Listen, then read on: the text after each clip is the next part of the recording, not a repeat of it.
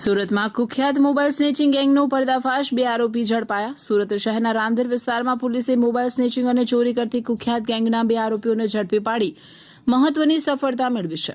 પોલીસે આરોપીઓ પાસેથી 1.35 લાખથી વધુ કિંમતના 5 મોબાઈલ ફોન અને ગુનામાં વપરાયેલી એક મોટરસાયકલ જપ્ત કરી છે. પોલીસ તપાસ દરમિયાન સામે આવ્યું છે કે મુખ્ય આરોપી મુસ્તફા વિરુદ્ધ સુરતના વિવિધ પોલીસ સ્ટેશનોમાં મોબાઈલ સ્નેચિંગ, ચોરી સહિતના 13થી વધુ ગુનાઓ નોંધાયેલા છે.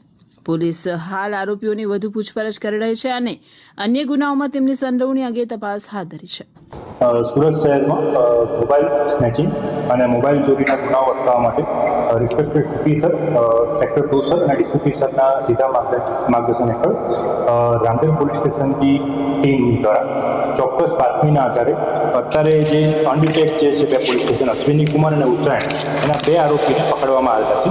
આરોપીનું નામ છે મુસ્તુફા ઉર્ફે ટીડીલી મહેમૂદ અલી સૈયદ, જે બાપુનગર રાંદેરનો રહેવાસી છે, અને બીજા આરોપીનું નામ છે અયાન ઉર્ફે અલ્લાહ રખા ગાંચી, જે દયાળ ભેસાણ રોડ રાંદેરનો રહેવાસી છે.